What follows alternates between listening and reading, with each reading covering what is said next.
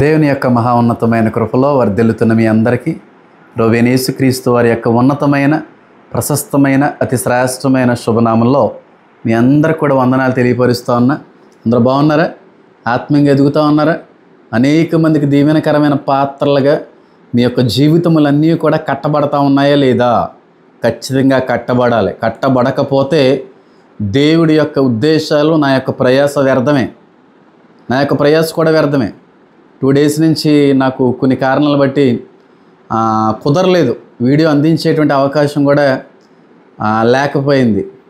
అలాగే కొన్ని బలహీనతలను బట్టి కూడా మీ అందరి ముందుకు నేను రాలేకపోయాను. అయినప్పటికీ కూడా మీ యొక్క ఆసక్తిని గమనించినటువంటి నేను, నాకంటే ముందుగా నా దేవుడు ఉండబట్టలేక, ఆయన తట్టుకోలేక ఏదో విధంగా వీళ్ళకి ఆ జీవాహారాన్ని అందించాలి అనేటువంటి ఆలోచనతో మళ్ళీ మీ అందరి ముందుకు కూడా తీసుకొని రావడానికి దేవుడు కృప అందించాడు. నా పట్ల అద్భుతమైనటువంటి రీతిలో మళ్ళీ దేవుడు నన్ను నిలబెట్టుకున్నాడు, వాడుకుంటా ఉన్నాడు. అయితే చాలామంది యొక్క ఆసక్తిని బట్టి నేను దేవుని స్తుతిస్తున్నానండి. నిజంగా మీ యొక్క ప్రేమ, మీ యొక్క ఆదరణను బట్టి నేను మీ అందరి పట్ల కూడా రుణస్తున్నే. నేను ఎప్పటికీ మీ రుణాన్ని అయితే నేను తీర్చుకోలేను. ఎందుకంటే మీరెవరో నాకు తెలియదు, నేనెవరో మీకు తెలియదు, నా సంఘ సభ్యులు అంతకంటే కాదు. మీరు ఎక్కడుంటారో తెలియదు, నేను ఎక్కడ ఉంటానో మీకు తెలియదు. నా సంఘంలో చిన్నప్పటి నుంచి ఎరిగినటువంటి వ్యక్తులు కూడా అంతకంటే కూడా కాదు. కానీ ఒక సొంత సేవకుడి పట్ల ఎలాంటి ప్రేమ అయితే, ఎలాంటి గౌరవం అయితే కలిగి ఉంటారో అట్టి ప్రేమని, అట్టి గౌరవాన్ని నా ఛానల్లో ఉన్న ప్రతి సబ్స్క్రైబర్స్ నుంచి కూడా నేను చూస్తూ ఉన్నానండి. మీ అందరిని బట్టి కూడా నేను చాలా సంతోషిస్తున్నాను. చాలా చాలా అద్భుతమైనటువంటి సబ్స్క్రైబర్స్ని దేవుడు నాకు అందించాడు. అందుని బట్టి కూడా నేను దేవుని స్తుతించబోతున్నే కూడా ఉన్నానంటాను నేను. ఎందుకంటే ఒక 2 days నా ఛానల్ ఓపెన్ అయిన దగ్గర నుంచి ఎప్పుడూ కూడా ఇలాంటి అంతరాయాలు జరగలేదు. దానికి కొన్ని కారణాలు బట్టి అయితే వీడియోలు అందించలేకపోయాను. అయితే ఈ 2 days ఫస్టే ఈవినింగ్ ఒక సిస్టర్ గారి మెసేజ్, బ్రదర్ ఈరోజు వీడియో రాలేదు, మనసంతా అదొక రకంగా ఉంది, మనసంతా వెలితిగా కనబడుతూ ఉంది, ఏదో రకమైనటువంటి ఫీలింగ్లో ఉన్నాం, దయచేసి ఎందుకు వీడియో పెట్టలేదని సిస్టర్ గారు ఒకరు. ఈరోజు 2nd day 2-3 నాకు మెసేజ్ చేశారు, బ్రదర్ యూట్యూబ్లో మీ వీడియోస్ రావట్లేదంటే అని చెప్పి. అప్పుడు అర్థమైంది ఎంతగా పరితపించిపోతున్నారో దేవుని యొక్క వాక్యం కొరకు, ఎంత ఆసక్తితో ఎదురు చూస్తున్నారో దేవుని యొక్క మాట కొరకు అని చెప్పి ఆ సమయంలో అర్థం చేసుకున్నానండి. నేను ఒక మాట ఇస్తూ ఉన్నాను, దేవుడు కృపలో వర్ధిల్లున్నంత కాలము కూడా ఇంకెప్పుడు కూడా మీకు ఏ సందేశాన్ని కూడా ఆపకుండా, ఆటంకపరచకుండా నేను ముందుకు వెళ్ళడానికి ప్రయత్నిస్తాను. అందరి కొరకు మీ అందరూ కూడా నాకు ప్రార్థించండి, నా కొరకు ప్రార్థించండి. అయితే ఈ 2 daysలో చాలామంది నాకు మెసేజెస్ చేశారండి. వాట్సాప్లో మెసేజ్ చేశారు, కొంతమంది రెగ్యులర్ మెసేజ్లు చేశారు, కొంతమంది కాల్స్ కూడా చేశారు, బ్రదర్ అని చెప్పి చేశారు. నేను అంతగా సీరియస్గా అయితే తీసుకోలేదు. కానీ వాట్సాప్ మెసేజ్లు కొన్ని అయితే నేను చూశాను. ఏంటి అంటే, మణిపూర్లో సీఎం గారి యొక్క ఇంటిని తగలబెట్టేసినటువంటి క్రైస్తవులు, మీరు దీని గురించి స్పందించండి, మీరు దీని గురించి స్పందించండి, వాళ్ళు వీడియో చేశారు, వీళ్ళు వీడియో చేశారు, మీరు వీడియో చేయండి, మీరు వీడియో చేయండి అని చెప్పి చాలామంది నాకు మెసేజ్ చేయడం అయితే జరిగింది. అయితే నేను ఎవరిని కూడా విమర్శించాలని, ఎవరిని కూడా తప్పు పట్టాలని ఉద్దేశం నాకు లేదు. కానండి, మణిపూర్లో ఉన్నటువంటి ముఖ్యమంత్రి గారి యొక్క గృహాన్ని క్రైస్తవులు కాల్చారా కాల్చలేదన్నది ప్రక్కన పెడితే, ఒకవేళ నిజంగా వాళ్ళే కాలుస్తే మనం సంతోషించాలా? నాకు తెలియగొడుతున్నానండి, అసలు మనం క్రైస్తవులమా లేకపోతే క్రీస్తు వ్యతిరేకులమా అండి? అసలు మనలో ప్రేమ అనేటువంటిది కనబడుతుందండి? నిన్ను వల్ల నీ పొరుగు వాళ్ళని ప్రేమించాలనేటువంటి మాట అయినా సరే గుర్తొస్తుందంటారా? నీ శత్రుని సైతం ప్రేమించవలసినటువంటి అవసరత ఉన్నదని చెప్పి దేవుడు మనకి ఇచ్చినటువంటి ఆచరణ అయినా సరే, ఆ మాటనైనా సరే జ్ఞాపకం చేసుకునేటువంటి క్రైస్తవులుగా మనం ఈ రోజుకి బతుకుంటే, వాళ్ళెవరో మనల్ని ఒకనొక సమయంలో క్రైస్తవుల పట్ల వ్యతిరేకత, హింసలు అందించారని, హింసలు పెట్టారని చెప్పి ఈ రోజున వాడికి మళ్ళీ అదే గతి పట్టింది, ఇబ్బంది కలిగింది, ప్రతికూలత ఎదురైంది. ఈరోజు క్రైస్తవులందరూ కూడా ఆ వ్యక్తి మీదకి వెళ్ళి దాడి చేసి వాళ్ళ ఇంటిని తగలబెట్టేశారు అని అంటున్నప్పుడు, ఒక క్రైస్తవుడిగా నువ్వు ఆనందిస్తున్నావంటే, ఒక క్రైస్తవుడిగా నువ్వు సంతోషిస్తున్నావంటే, ఒక మాట చెప్తున్నాను, నువ్వు అసలు క్రైస్తవుడే కాదు. నా మాటని మీకు నొచ్చుకున్నా నొచ్చుకోకపోయినా ఇది మాత్రం నిజం, మీరు క్రైస్తవులు కాదు. ఎవరో మణిపూర్లో వ్యక్తి క్రైస్తువుల పట్ల వ్యతిరేకత ఉన్నటువంటి వ్యక్తి ఈరోజు నష్టపోయాడని చెప్పి మనం సంతోషించాలండి. అసలు శత్రువుని ప్రేమించలేని వాడు ఎవడైనా సరే క్రైస్తవుడు అవుతాడా? క్రీస్తు అనుచరుడు అవుతాడా? ఆయన ప్రేమ ఉన్నాడని వాక్యం సెలవిస్తూ ఉంది కదా. ధర్మశాస్త్రం అంతయు కూడా నిన్ను వలె నీ పొరుగు వాళ్ళని ప్రేమించాలన్నదే సంపూర్ణమై ఉన్నదని కూడా వాక్యం సెలవిస్తూ ఉంది కదా. నిన్ను వలె నీ పొరుగు వాళ్ళని ప్రేమించాలనేదే రెండవ ఆజ్ఞను కూడా వాక్యం సెలవిస్తూ ఉంది కదా.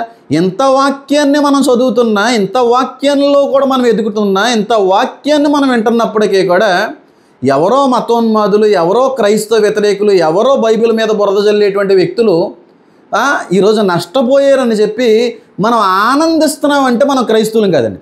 దీన్ని బట్టి దేవుడు సంతోషిస్తాడని మాత్రం అసలు అనుకోకండి. చాలా దుఃఖపడుతున్నాడండి, చాలా ఏడుస్తూ ఉన్నాడండి. వాక్యంలో దేవుడు మాట్లాడుతూ ఉన్నాడు, ఒక చెంప మీద కొడితే మరొక చెంప చూపించమన్న దేవుడు. ఎక్కడైనా సరే తిరగబడినటువంటి అనుభవాలు కానీ, తిరగబడినటువంటి క్షణాలు కానీ ఎక్కడన్నా లేఖనాల్లో మనకు కనబడ్డాయా? మరి యేసుక్రీస్తు ప్రభువారు భూలోకానికి వచ్చింది మాదిరిని మనకు చూపడానికే కదా. ఆయన వల్లే మనం నడవాలన్నదే కదా ఆయన యొక్క ప్రామాణికమైన ప్రధానమైనటువంటి ఉద్దేశం. ఆ విధంగానే కదా అపోస్తులు అందరూ కూడా నడిచారు. అదేవిధంగా మనకు మాదిరి అంతటినీ కూడా అపోస్తులు ఉంచారు కదండి. మరి అపోస్తుల మీద అన్ని హింసలు జరుగుతున్నప్పటికీ కూడా ఎక్కడైనా ఎప్పుడైనా ఏ అపోస్తులుడైనా సరే వ్యతిరేకత కలిగినటువంటి వ్యక్తుల మీద ప్రతిదాడి చేయడం, తిరగబడ్డం అనేది వాక్యంలో కానీ చరిత్రలో కానీ ఎక్కడన్నా ఉందా అండి?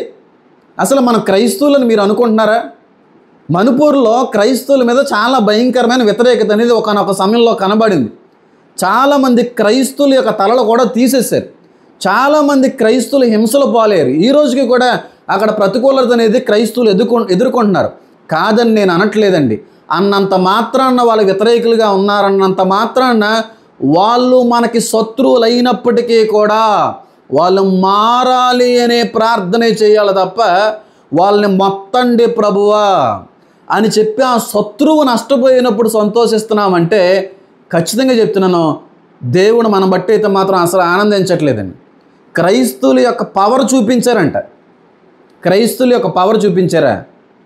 ఆ వీడియోస్ నేను చూడలేదండి. అంటే వాళ్ళ మెసేజ్ వాట్సాప్లో పంపించిన థంబ్నెయిల్స్ ఉంటాయి కదా, క్రైస్తవుడి యొక్క పవర్ ఏంటో చూపించారు, క్రిస్టియానిటీ శక్తి ఏంటో చూపించారు అని చెప్పి వీడియోలు చేసుకుంటూ ఉన్నారు కొంతమంది. వాళ్ళని తప్పు పట్టట్లేదు. కానీ బ్రదర్ ఒకటి చెప్తున్నాను, మీరు ఎప్పుడైనా సరే క్రీస్తు మీద అంత వ్యతిరేకత కనబడినప్పుడు తిరగబడ్డా? పోనీ క్రీస్తుని వెంబడించినటువంటి అపోస్తులు ఎక్కడైనా సరే అన్ని హింసలు పాలవుతున్నప్పుడు కూడా ఎక్కడైనా సంతోషించినట్టు కానీ తిరగబడినట్టు కానీ చరిత్రలో ఉందా? అంటే వాక్యంలో లేనటువంటి దాన్ని మనం ఆచరిస్తున్నప్పుడు మనం క్రైస్తవులు అని చెప్పి పిలవబడ్డం అనేటువంటిది అర్థం ఉందంటారా? ఒకసారి ఆలోచన చేయండి. ఎంతమంది మిషనరీసు పనిచేశారండి క్రైస్తవ్యాన్ని విస్తరించడానికి. కొన్ని లక్షల మంది మిషనరీసు ప్రపంచవ్యాప్తంగా వాడబడినటువంటి వ్యక్తులు అనేక మంది ఉన్నారు. ఎంతోమంది కుటుంబాలను వదులుకొని వచ్చిన వాళ్ళు ఉన్నారు, ఎంతోమందిని వదులుకొని వచ్చిన వాళ్ళు ఉన్నారు, ఎంతోమంది ఫ్యామిలీస్ని ప్రక్కనెట్టి వచ్చిన వాళ్ళు ఉన్నారు. ఎక్కడో పుట్టి ఎక్కడో పెరిగి ఎక్కడో చచ్చిపోయి దిక్కులేనటువంటి మరణాలను పొందుకున్నటువంటి వ్యక్తులు కూడా ఉన్నారు. వాళ్ళందరూ కూడా హింసల పాలయ్యే చచ్చిపోయారు కదా. మరి అలాంటప్పుడు అన్ని హింసల పాలవుతున్నప్పుడు కూడా ఎప్పుడైనా సరే మిషనరీస్ అయినా సరే ఏ శత్రువు మీదైనా క్రైస్తవ వ్యతిరేక మీదైనా తిరగబడ్డం అనేటువంటిది చరిత్రలో ఎక్కడన్నా కనబడిందండి? మరి ప్రస్తుత క్రైస్తవ్యం ఏంటంటే ఎలా తగలబడ్డదో నాకు తెలియగడుగుతున్నాను. వాళ్ళు ఎవరో మనల్ని హింస పెడుతున్నారని చెప్పి వాళ్ళు పాడి పూలను కోరుకోవడం ఆ క్రైస్తవ్యం? వాళ్ళు ఎవరో మనకు శత్రుభావం కలిగి ఉన్నారని చెప్పి ఆ శత్రువు నష్టపోయినప్పుడు సంతోషించడం అండి క్రైస్తవ్యం? కాదండి. క్రైస్తువుల యొక్క శక్తి ఏంటో చూపించారంటారు కదా. క్రైస్తువుల యొక్క శక్తి, క్రీస్తు యొక్క శక్తి ఏంటో తెలుసండి? ప్రేమే. ప్రేమకి మించిన శక్తి క్రైస్తవుడికి దేవుడు పెట్టలేదు. ప్రేమతోనే జయించాలి. నీ శత్రుని సైతం నువ్వు ప్రేమించాలన్న దేవుడు. నేను దేశిస్తున్నటువంటి వ్యక్తుల కొరకు నువ్వు క్షమించి ప్రార్థించాలి అన్నటువంటి దేవుడు ఆయన. మరి ఇంత వాక్యం తెలిసి కూడా ఎక్కడో కూడా శత్రువు పట్ల వ్యతిరేకత, శత్రువు పట్ల ప్రతీకార బుద్ధి, ద్వేషంతో కూడిన ఆలోచన కలిగి మనం క్రైస్తవులుగా ముందుకెళ్తున్నామంటే అది దేవుడు మెచ్చేటువంటి గుణం అయితే అంత మాత్రమో కూడా కాదు. నేను ఈ మాట పలుకుతున్న కారణాన్ని బట్టి చాలామంది నన్ను తిట్టుకోవచ్చు క్రైస్తవులని. అంటే పడమంటారా? అన్న మాటలంటే చూడమంటారా? కొడుతుంటే కొట్టించుకోవాలా? పొడిస్తే పొడిపించుకోవాలా? డిఫెండ్ చేయండి. వీలైతే క్రీస్తుని వ్యతిరేకులుగా ఉన్నప్పుడు ఆయన పట్టుకొని ఇబ్బంది పెట్టాలనుకున్నప్పుడు ఆయన తప్పించుకొని వెళ్ళిపోయాడు. అలా చేయడం అనేది తప్పేం కాదు, కానీ మనం తిరగబడి వాళ్ళ మీద మళ్ళీ గొడవకి వెళ్ళడం, వాళ్ళు కత్తి తీస్తే మనం రంపాలు తీయడం, వాళ్ళ కొడవలు తీస్తే మనం గుణపాలు తీయడం, వాళ్ళు మన చంపాలని వస్తే మనం కూడా తిరిగి చంపాలనే ఆలోచన కలిగి ఉండడం అనేది క్రైస్తవుడికి ఉండవలసిన ఆలోచన అనుభవం మాత్రం ఎంత మాత్రమో కూడా కాదండి, అసలు ఉండకూడదు. నేను చాలా బాధపడ్డానండి. బీయింగ్ ఏ క్రిస్టియన్స్, ఒక క్రైస్తవుడే ఉండి నాకు ఈ మెసేజ్ చేసి, అన్న మీరు స్పందించండి, మణిపూర్కి సీఎం తగలబెట్టేశారన్న, మణిపూర్ సీఎం గారి ఇల్లు తగలబెట్టేశారన్న. అందులో సంతోషించడానికి ఏముందండి? మన క్రీస్తు ప్రేమని ఎక్కడ కనుపరుస్తున్నామండి? రాధా మనోహర్ దాస్ నా పుట్టుకుని అవమానించారు. వీడియో మీరు అందరూ కూడా చూసిందే. నేను ఎప్పటికీ కూడా నా సంఘస్థులను అడగండి మీరు కావాలిస్తే, ఆయన పట్ల గౌరవంతోనే మాట్లాడుతూ ఉంటాను. ఆయన ఎలాంటి వ్యక్తి అయినప్పటికీ కూడా ఆయన మారాలని ప్రార్థిస్తూ ఉంటాను. రాజమండ్రి వచ్చారు, నాకు ఇన్ఫర్మేషన్ వచ్చింది, వెళ్ళి కలవాలనుకున్నాను ఆయన, కానీ అవకాశం దేవుడు కల్పించలేదే. తండ్రి గారిని పిలుస్తాను, ఏమండి రాధా మనోహర్ దాస్ గారిని పిలుస్తాను నేను, అంతేగాని నా పుట్టుకుని అవమానించాడని చెప్పి నేను ఎప్పుడూ కూడా అలాగే మాట్లాడడానికి ప్రయత్నించలేదండి. ఒకవేళ అలా మాట్లాడుంటే దేవుడు నన్ను విడిచిపెట్టి వెళ్ళిపోదునేమో. క్రైస్తువుల్లో ఉండకూడనటువంటి అనుభవాలు ప్రస్తుతం కనబడుతున్నాయి. వ్యతిరేకత కనబడుతుంది, వ్యతిరేకత వస్తూ ఉంది, వ్యతిరేకత ఇంతకంటే కూడా అధిగమించిపోద్ది. క్రైస్తువులకి భారతదేశంలో బ్రతికేటువంటి అవకాశాలు కూడా ముందు రోజుల్లో ఉండబావో. చాలా భయంకరమైనటువంటి పరిస్థితి వస్తుంది. మణిపూర్కి మించిన ఇబ్బందులు దేశవ్యాప్తంగా చాలా చోట్ల క్రైస్తవుల మీద జరుగుతాయి. అంత మాత్రాన మళ్ళీ మనం తిరగబడాలి, తిరిగి వాళ్ళ మీద శత్రుభావం చూపాలి అని అనుకోవడం మాత్రం దేవుడు మెచ్చేటువంటి అనుభవం కాదు. ధర్మశాస్త్రం అంతయు కూడా నిన్ను వలె నీ పొరుగు వాళ్ళని ప్రేమించునన్నదే సంపూర్ణమై ఉన్నదన్నాడు. బైబిల్ అంతట్లో కూడా ఈ ఒక్క విషయంలో కానీ నువ్వు జాగ్రత్తగా ఉంటే, బైబిల్ అంతట్లో కూడా ఈ ఒక్క విషయాన్ని నువ్వు జరిగించగలిగే వ్యక్తిగా ఉంటే, బైబిల్ అంతటినీ కూడా నువ్వు నెరవేర్చిన వ్యక్తితో సమానం.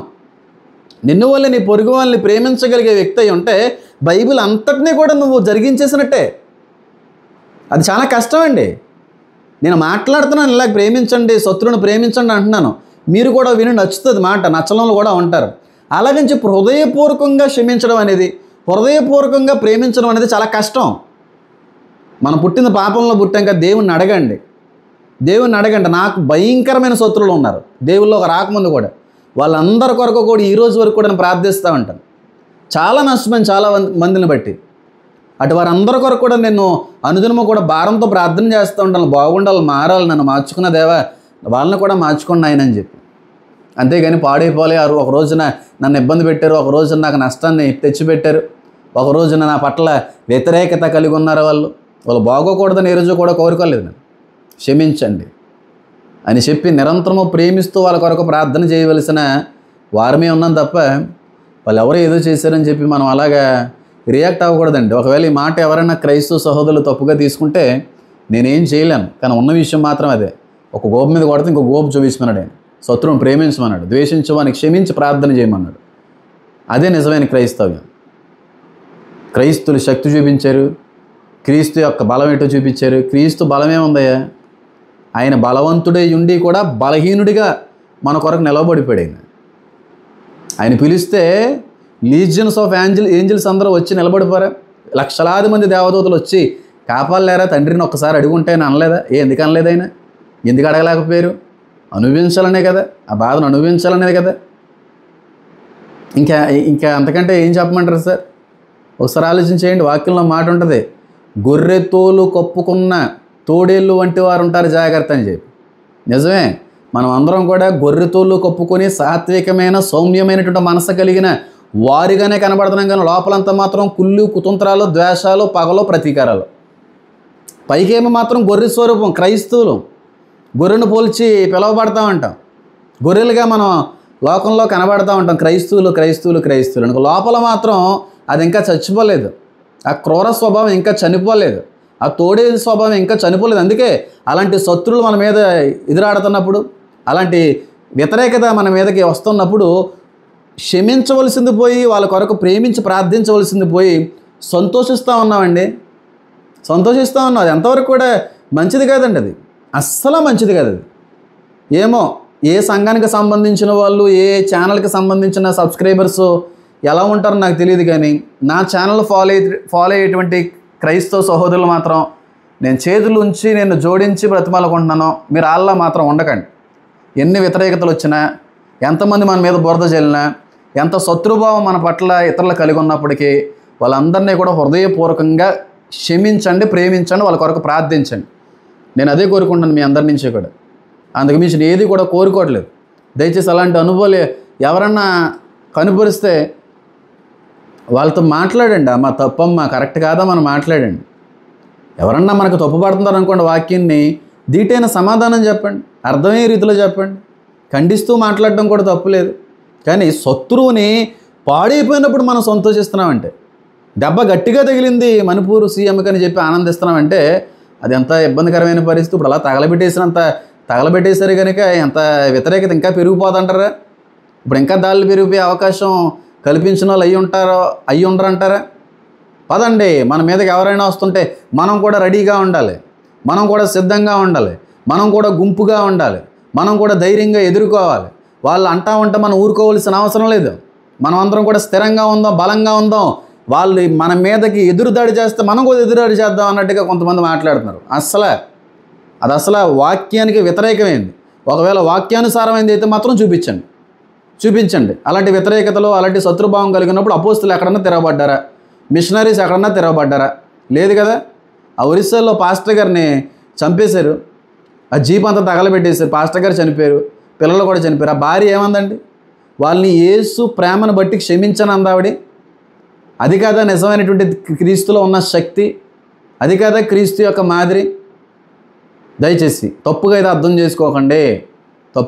చేసుకోకండి. మనల్ని ద్వేషించేటువంటి వారిని, క్రీస్తును విమర్శించేటువంటి వారిని, బైబిల్ను తప్పుపట్టేటువంటి వ్యక్తులను కూడా మనం ప్రేమిందాం, క్షమిందాం, వారి కొరకు ప్రార్థిందాం. దయచేసి ఈ విషయాన్ని గమనించండి. God bless you all. అందరికి కూడా లైక్ చేయండి, షేర్ చేయండి. ఆమేన్.